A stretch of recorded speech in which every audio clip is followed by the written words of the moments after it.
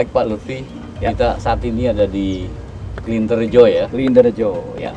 Jadi situs Klinterjo yang sudah dilakukan ekskavasi sampai tahun ketiga. Tahap ketiga.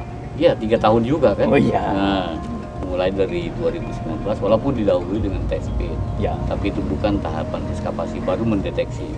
Ya. Namun dengan adanya temuan yang baru ini justru muncul beberapa narasi di luar. Oh iya, betul. Dengan adanya struktur ini banyak orang beranggapan ini adalah istana. Ya kan? Ya, ya. Padahal kita tahu ya tadi nanti Pak Lutfi lah yang menjawab itu ya, menjelaskan bagaimana konteks temuan ini dengan tinggalan yang berupa yoni. Ya. Ya, yoni dan struktur batu andesit yang ada di bawah. Iya. Yang pada saat itu juga kita sudah menemukan apa namanya Pak? Yang dalam sumuran tuh Peripih. peripi walaupun dia tidak tersimpan dalam Satu tempat wadah. peripi. Ya. Dia diselipkan pada lapisan bata. Iya. Seperti itu. Nah, mungkin ini dulu yang perlu kita perjelas kepada viewer bahwa yang kita temukan ini atau lokasi yang kita ekskavasi ini bukan istana. Ya, betul. Tapi kan perlu dasarnya sehingga kita bisa menyebut bahwa dia istana atau bukan istana, gitu kan? Ya. Nah, itu dulu satu dulu Pak. Tolong Baik. dijelaskan. Iya. Baik Pak Said. Jadi apa yang sudah kita ekskavasi ini dari data arkeologi yang sudah kita kumpulkan selama 3 tahun ini, memang sudah ada indikasi sangat kuat. Iya. Apa yang ada di sini itu bukan istana. Ya. Mengapa bukan istana? Karena istana itu kan pemukiman sifatnya. Oke. Jadi tentu harus ada dukungan data arkeologi yang menunjuk pada pemukiman itu sendiri. Ya. Jadi untuk sarana prasarana harus ada di situ. Oke. Tapi apa yang kita peroleh pada situs Yoni Klinterjo ini jelas tidak ada arah ke pemukiman. Oke. Apalagi jelas sekali pada bagian utama ini terdapat yoni. Oke. Dan ukurannya besar sekali. Ya. Dan yoni itu jelas terkait dengan adanya sumuran yang ada di dekatnya. Ya. Yang seharusnya yoni itu mestinya berada di atas sumuran itu. Oh, dia nutupin sumuran. Iya, harusnya karena sumuran adalah bagian paling utama dan ditutup dengan yoni itu. Terkait lagi dengan adanya temuan peripe berupa lembaran emas yang berbentuk kura-kura itu yang kita temukan tahun lalu, itu semakin memperkuat bahwa ini bukan pemukiman. Karena peripe itu adalah bagian dari benda-benda relik yang penting untuk bangunan-bangunan suci. Oke. Nah, jadi ini saya kunci aja nih. Ini bukan istana, tapi ini adalah bangunan suci. Oke. Nah, terkait dengan itu Pak Lutfi, kita lihat ini ada pagar nih. Ya. Apakah memang bangunan suci juga punya pagar seperti kawasan pemukiman? Ya, sebagaimana yang sudah kita dapatkan dari berbagai situs yang lain, Pak Said, untuk bangunan suci itu umumnya yang berada di dataran rendah, itu memang disusun berdasarkan pola halaman. Dan halaman itu kemudian dibatasi dengan adanya pagar-pagar. Ya. Nah, masing-masing itu umumnya itu mempunyai 3 halaman. Jadi halaman yang paling luar seringkali disebut jabe. Kemudian halaman kedua disebut jabe tengah. Halaman paling utama itu jeroan. Di mana objek pemujaan utama ada di sana. Nah, di Klinterjo ini kita beruntung karena pada tahun ini kita mendapatkan adanya data berupa struktur bata di bagian barat dari Yoni Klinterjo ini, dan kita pada posisi mungkin ini adalah apa yang disebut sebagai pagar dari halaman utama itu. Halaman utama? Ya. Oke. Nah, terkait bahwa ini diindikasikan bahwa bagian di apa namanya sebelah timur kita ini atau tempatnya Yoni Klinterjo adalah bagian tersuci. Ya, betul. Ya. Nah, kita lihat selama ini bahwa biasanya bagian tersuci itu lebih tinggi posisinya. Ya. Tapi ini kok malah lebih rendah, gimana tuh? Ya, memang ini menjadi PR kita untuk kajian lebih lanjut berdasarkan keletakan dari bangunan utama terhadap halaman yang ada di bagian baratnya. Oke. Memang kita sekarang kalau melihat elevasi atau tingkat ketinggian dari bagian struktur ini, itu memang sekarang ini menunjukkan adanya kemungkinan dia lebih tinggi dibanding bangunan batur yang ada di sebelah timur kita. Lebih rendah berarti ya? Nah, dia lebih rendah yang di sana, harusnya lebih tinggi. Ya. Nah, ini muncul dugaan-dugaan ini yang harus kita kaji. Apakah yang pertama sebagian dari struktur andesit yang ada pada bagian bawah yoni itu harus terbenam, sehingga posisinya seimbang dengan tanah di mana kita berdiri sekarang ini. Atau yang kedua, kemungkinan susunan bata untuk pagar ini disusun di atas gundukan tanah yang sudah disiapkan. Artinya dibentuk dulu, ya, ada landscape-nya diatur dulu, baru dibangun. Ya, ada kemungkinan. Ya. Tapi itu dugaan. Jadi kita belum bisa buat pernyataan yang final, karena bagaimanapun ada suatu hal yang menarik kalau bangunan utama itu letaknya lebih rendah dibanding halaman-halaman yang lain. Umumnya polanya adalah semakin ke dalam atau semakin menuju bangunan suci yang paling penting itu semakin tinggi. Nah, ini yang jadi PR kita untuk kita kita kejar data arkeologinya. Oke. Nah, terkait dengan kondisi ini ya, jadi bukan ternyata lebih suci, lebih tinggi ya. Ada nggak data sekunder atau apa prasasti atau naskah yang pernah menyebutkan hal seperti ini? Sebenarnya kalau terkait dengan persoalan halaman itu yang bisa kita peroleh gambaran dari data tekstual itu dari kakawin sebenarnya. Kakawin itu bisa mencerminkan bagaimana penggambaran suatu tempat suci. Ya, tadi sebagaimana saya gambarkan bahwa untuk memasuki tempat suci itu ada pagarnya, ada gapuranya. Kemudian kita akan melalui beberapa gapura sampai akhirnya masuk ke halaman utama itu. Tapi kita tidak mendapatkan data yang konkret dari data tekstual itu bahwa susunannya harus selalu lebih tinggi, tidak. Gitu. Nah, inilah yang mungkin menjadi peluang kita. Andai kata ini memang Klinterejo ini posisi bangunan sucinya yang paling belakang itu lebih rendah posisinya, nah mungkin ini bisa dibenarkan. Nah, itu sementara itu dulu, Pak. Ya. Jadi kalau gitu kita bisa melihat bahwa bagian yang tersuci adalah bagian di mana inti daripada bangunan suci itu ditempatkan. Iya, betul. Dan ditambahkan lagi dengan kita menemukannya struktur pagar seperti ini yang sangat dekat dengan bangunan utamanya, maka kita boleh berharap ke arah barat kemungkinan ada struktur pagar kedua dan ketiga. Gitu. Nah, jadi ini kita perlu lakukan itu karena apa? Ini semacam pola yang baku. Dan merupakan suatu penyederhanaan dari pola yang berkembang pada bangunan suci masa yang lebih tua. Maksudnya sebelum Majapahit? Ya, sebelum Majapahit. Ya, jadi bangunan pada masa Majapahit dan beberapa periode sebelumnya di Jawa Timur itu ada kecenderungan polanya cenderung pola yang memanjang. Sedangkan kalau di Jawa Tengah pola yang berkembang di sana pada masa itu ada pola yang memusat. Jadi melingkar gitu. Ya, memusat, persegi begitu. Kemudian ada 4 gerbang di 4 sisinya. Nah, ketika gerbang itu hanya pada satu sisi, maka itu merupakan penyederhanaan dari pola yang ada itu. Di perkembangan ya. Perkembangan ya. Nah, ini Pak Lutfi, jadi terkait dengan bangunan suci yang ada di Yoni Kelinter ini.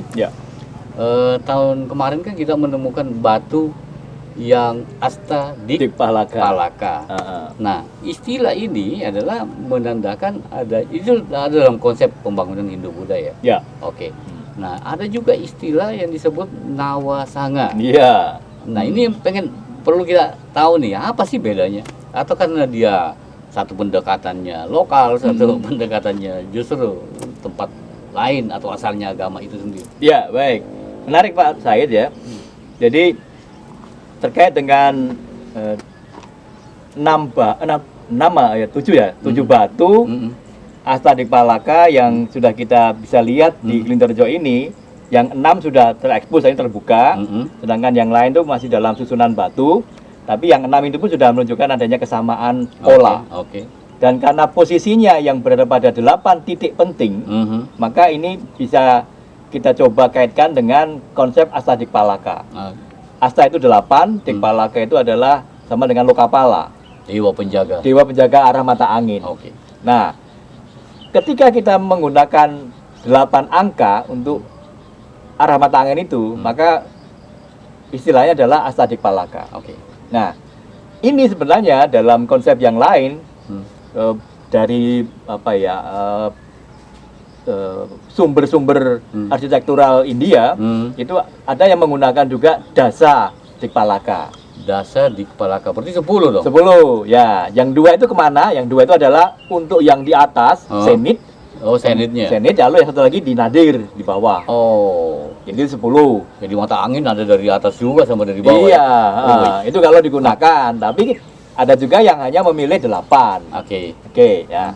Dan Astadikpalaka itu di dalam sejarah arsitektur masa Hindu-Buddha kita, ada yang juga dimunculkan dalam bentuk pahatan tokoh dewa itu sendiri bersama dengan wahananya. Oh iya. Salah satu yang menonjol adalah yang terdapat pada Candi Penataran di Blitar.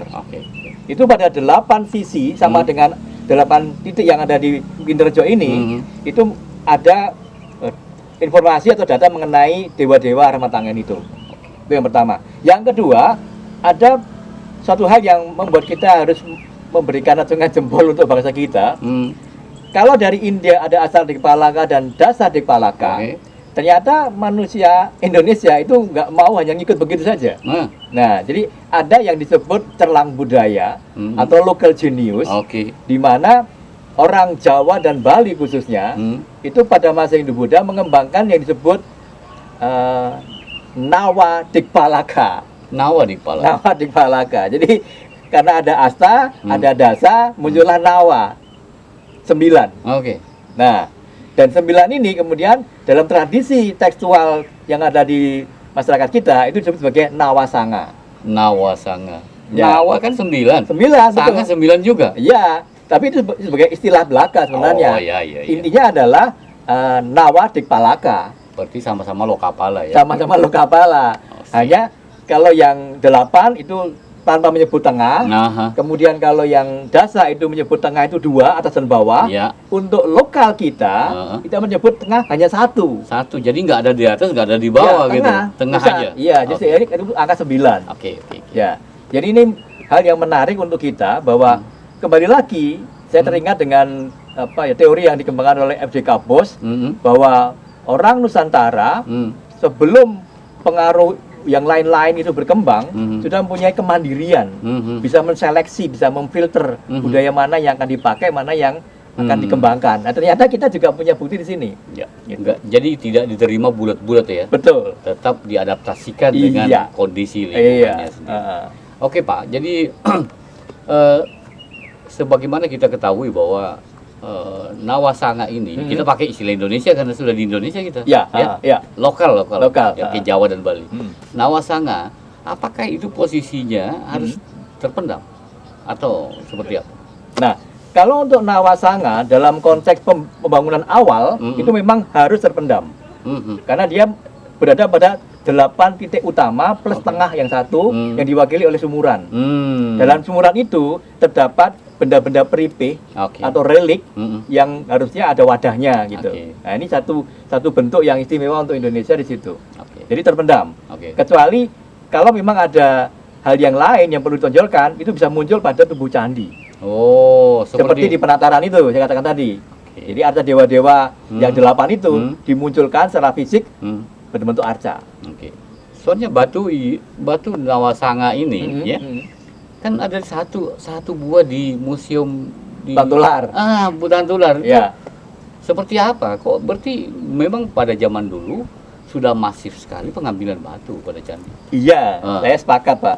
Jadi karena posisi batu Astadikpalaka atau Nawasanga kita ini harus berada pada bagian paling dasar dari struktur bangunan candi dan ternyata di Museum Tantular ada 1 buah, maka kita punya bayangan. Jadi dulu pernah ada pembongkaran candi sampai ke dasar-dasarnya. Entah di candi apa ya? Candi mana kita tahu. Gitu. Dan itu juga kita lihat buktinya beberapa bagian dari apa namanya? Struktur di bawahnya Yoni Klinterjo ini batunya hilang. Betul. Dan tidak ada di dalam kotak galian. Ya. Berarti itu dibawa pergi. Betul sekali, Pak. Ada 2 sumber yang menyebutkan secara tertulis. Yang pertama adalah Bupati Mojokerto, Kromojoyo Adinegoro itu, dan termasuk juga Abu Sidik Wibowo, itu menyebutkan dalam bukunya dan tulisannya bahwa dulu itu orang-orang lokal dan orang-orang Belanda itu banyak mengambil material dari bangunan suci, bata ataupun batu untuk kepentingan komersil, seperti misalnya untuk bangunan pabrik yang mereka dirikan, kemudian bantalan kereta api, termasuk juga bantalan jalan. Gitu. Berarti memang dieksploitasi waktu itu ya? Iya, karena tidak ada yang punya. Terus kalau bata sendiri diapain kok diambilin? Nah, bata itu punya nilai ekonomis, Pak Said. Jadi bata itu karena kualitasnya dan sudah diajari bahwa untuk pembangunan itu butuh perekat dan bisa berasal dari bata yang dibubuk menjadi semen merah. Oh, jadi bata-bata yang lama ini diolah menjadi bubuk, dihancurkan, jadikan semen merah. Semen merah untuk perekat. Betul. Itu yang ngajarin siapa? Yang jelas kalau kita berangkat dari sejarah bangsa kita, tentu bukan dari bangsa kita sendiri. Karena yang membuat struktur bangunan menggunakan perekat itu orang-orang Eropa. Oh iya. Kalau kita kan punya teknologi kosot. Oke. Ya benar. Berarti berdasarkan hal ini, fakta yang kita temukan seperti ini menunjukkan bahwa pengambilan bahan-bahan bangunan, baik itu bata ya maupun dia batu.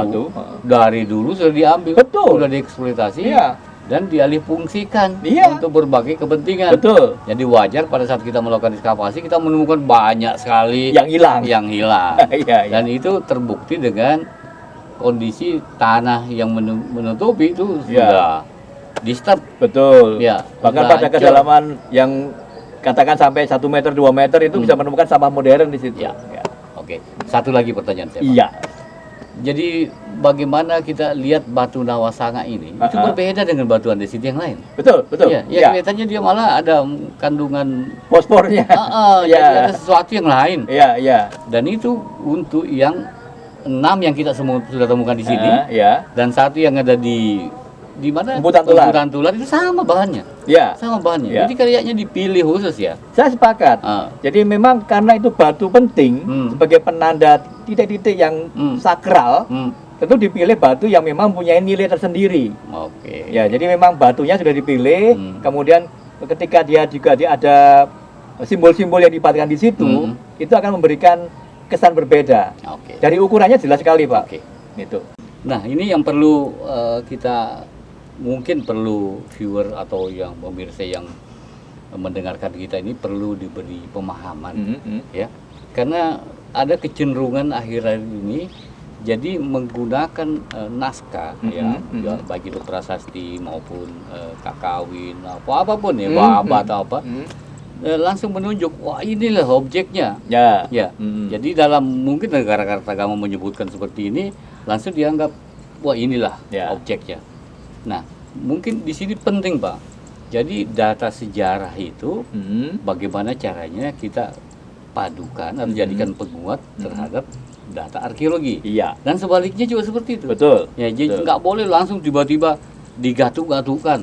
Wah, ini punyanya si ini. Karena ada naskah yang menyebut seperti itu. Nah, ini perlu kita perjelas bagaimana caranya menggunakan data-data sekunder ini untuk menunjang temuan arkeologi. Nah, jadi dua-duanya kan kita lihat nih. Mungkin ada kritik sumber untuk data history. Ada juga kritik sumber untuk data-data arkeologi. Oke, silakan, Pak. Saya kira betul, Pak Said. Jadi kita perlu sampaikan pada khalayak bahwa disiplin ilmu arkeologi dan disiplin ilmu sejarah itu sebenarnya saling 3 uang sebenarnya. Hanya saja penyebutan metode risetnya itu menggunakan istilah yang agak beda. Tapi cara kerjanya mendekati. Kita lihat misalnya disiplin ilmu arkeologi. Ilmu arkeologi itu selalu berbasis pada benda-benda yang tangible, benda-benda yang artefak yang konkret. Dan kemudian ada perkembangannya yaitu arkeologi sejarah, itu sudah ada bantuan dari data tekstual. Nah, tapi yang paling perlu kita tunjukkan adalah kalau kita sudah menggunakan pendekatan atau metode arkeologi, maka langkah-langkah arkeologi harus dipenuhi. Nah, termasuk di sini adalah harus ada langkah interpretasi setelah kita mendapatkan data. Nah, interpretasi ini tidak boleh mendapatkan data atau fakta, Pak? Data dulu, Pak. Oh gitu. Data dulu. Baru fakta. Baru fakta. Itu di sejarah. Kalau di arkeologi fakta dulu, baru data, ya kan? Ya. Oke. Nah, jadi apa yang kita peroleh itu apakah benda atau situs itu sebenarnya kan sebuah teks pada intinya. Oke. Nah, ketika sebuah teks, maka kita wajib melakukan deskripsi sedetail mungkin. Oke. Nah, pasca itu harus ada langkah untuk mengetahui sejauh mana narasi bisa dibangun atas dasar teks yang kita dapatkan itu.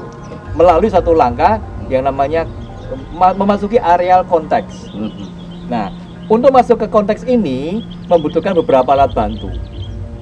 Nah, alat bantu bisa pendekatan, bisa cara kerja seperti misalnya metode tertentu, mulai dari pengumpulan datanya, analisis datanya, itu harus mengarah kepada kebutuhan untuk sampai pada konteks benda arkeologi yang ditemukan itu. Nah, sedangkan untuk sampai konteks ini kita tidak bisa melakukan secara sederhana. Ada langkah-langkah yang kita lakukan. Nah, sebagaimana juga dalam ilmu sejarah, itu kalau kita menggunakan data tekstual, maka ada langkah yang disebut kritik sumber. Nah, bisa kritik internal, bisa kritik eksternal.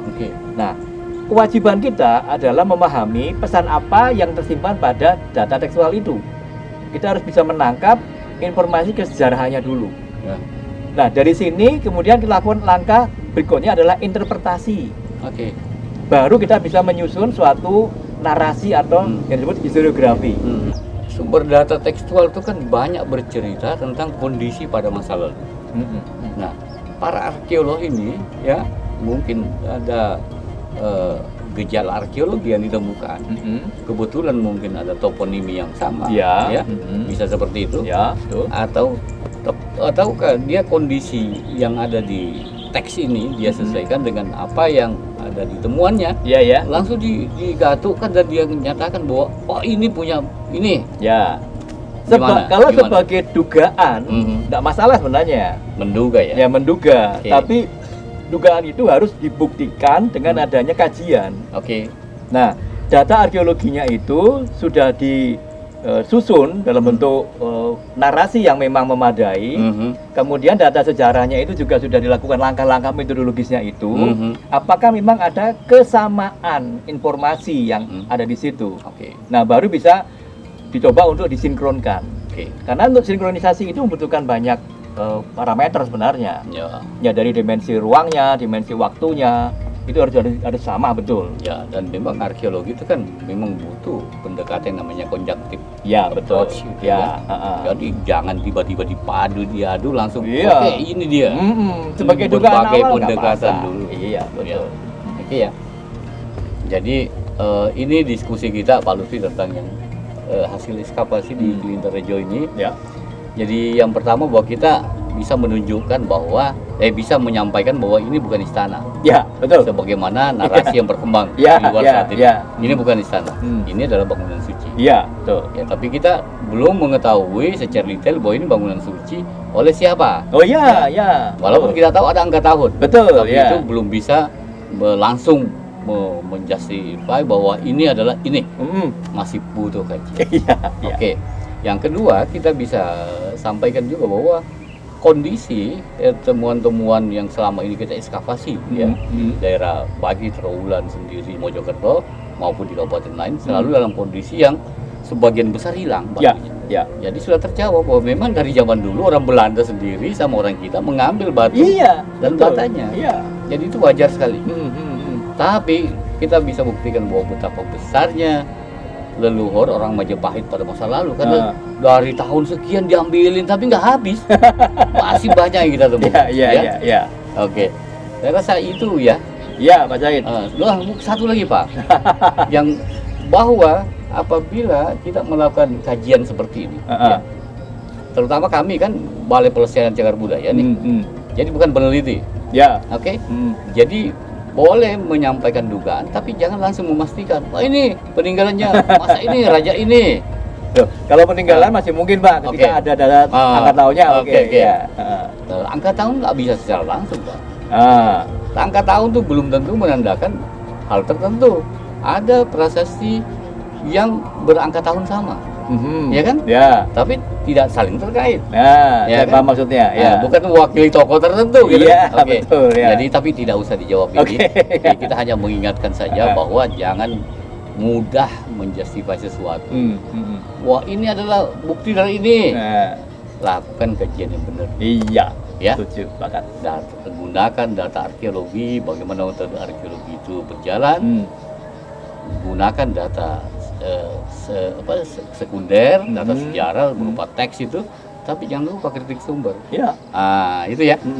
Oke, itu aja Pak Lutfi. Iya. Oke, terima kasih. Jadi sama-sama, Pak. Itulah diskusi kita pada kesempatan ini di minggu kedua ekskavasi situs Kelinterjo.